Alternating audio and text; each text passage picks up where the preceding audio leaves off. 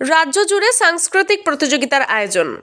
পূর্ব বর্ধমানের ভাতারের প্রণবানন্দ বিদ্যাপীঠ প্রাঙ্গণে গীত সঙ্গীত শিক্ষা প্রতিষ্ঠান রাজ্য জুড়ে 2 দিনব্যাপী একটি সাংস্কৃতিক প্রতিযোগিতার আয়োজন করেন।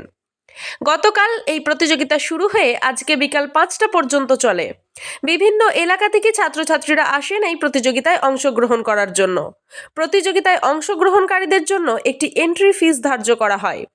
প্রতিযোগিতাগুলির মধ্যে ছিল বসে আঁকো, নৃত্য, সমবেত নৃত্য, রবীন্দ্রসঙ্গীত, লোকসঙ্গীত, নজরুলগীতি এবং আবৃত্তি প্রতিযোগিতা। বিভিন্ন জায়গা থেকে বিচারকরা আসেন প্রতিযোগীদের মেধা নির্বাচনের জন্য। আজকে কি প্রোগ্রাম ছিল বলবেন? আজকে আমাদের গীত সঙ্গীতের পক্ষ থেকে একটা অনুষ্ঠান করা হয়েছে। সেটা আজকে 2 দিন হলো। আর আমরা এই ভলেন্টিয়ারের দায়িত্বে আছি, মায়েরা, আমরা অভিভাবক। তো সুন্দরভাবে অনুষ্ঠানটাকে পরিচালনা করার চেষ্টা করি। কি প্রোগ্রাম ছিল, কি কি ছিল? আজকে ছিল রবীন্দ্র গান আর আবৃত্তি।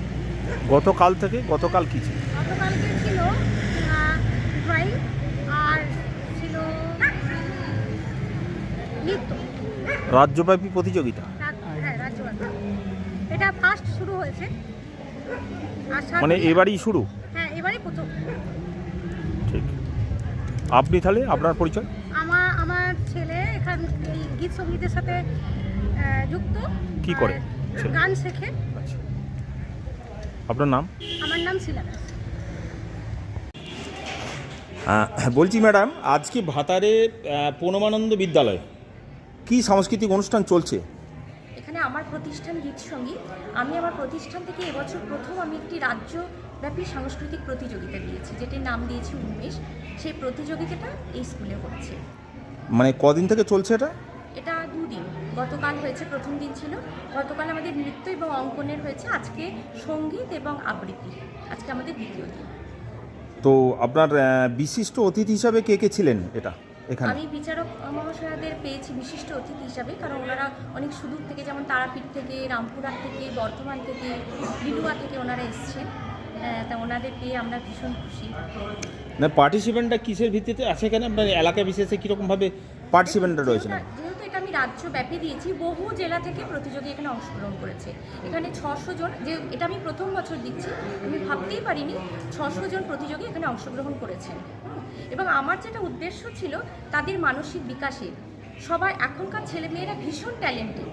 স্কুল হয়তো অনেক ক্ষেত্রে অনেক জায়গাতেই আছে, কিন্তু এই প্রতিযোগিতামূলক কোনো অনুষ্ঠান না হয় তাদের মানসিক বিকাশ বলুন বা তাদের ট্যালেন্টটা দেখানোর কোনো প্ল্যাটফর্ম তারা পাচ্ছে না। তা সেই ভাবনা থেকেই আমার এই প্রতিযোগিতা করা। তো আপনার থেকে এখানে কোনো রকম এন্ট্রি ফিজের ধার্য করা হয়েছে? হ্যাঁ, এন্ট্রি ফি ধার্য করা হয়েছিল। মানে কি কি বিষয় আপনার রয়েছে প্রোগ্রাম? মানে কি কি বিষয় রয়েছে আপনার? সঙ্গীত, নৃত্য, অঙ্কন এবং আবৃত্তি, 4টি ইভেন্ট। 4টে ইভেন্ট ছিল। আচ্ছা, আর আপনার কি এটা কি মানে কোনো স্কুল কি আপনার যেটা এই যে যেটা রয়েছে আর কি? এটা আমার স্কুল। এটা আমার কোথায় রয়েছে? নৃত্য, অঙ্কন এবং যোগা, 4টি বিষয় এখানে শেখানো হয়। কোথায় রয়েছে? স্কুলটি হচ্ছে ভাতার কদমতলা, এবং এটির আরেকটি শাখা আছে বর্ধমানে। এটিরই শাখা, গীত সঙ্গীতেরই শাখা, সেটি হচ্ছে বাদামতলা, মণিবাটি। তো এটা কি কোনো নন গভর্নমেন্ট অর্গানাইজেশনের ভিত্তিতে চলে নাকি, না ট্রাস্ট কিছু? না, কোনো ট্রাস্ট কিছু না, প্রাইভেট স্কুল। প্রাইভেট। প্রত্যেক বছরই করা হয় কি এখানে? না, এটা আমার প্রথম বছর। প্রথম বছর। এটা আমার প্রথম বছর। আমরা বহু পারফরমেন্স করি, বহু রাজ্যে, বহু জায়গায় আমরা অনুষ্ঠান করি, কিন্তু প্রতিযোগিতা আমার স্কুলে এবছর প্রথম। কোথায় করছেন অনুষ্ঠানটা?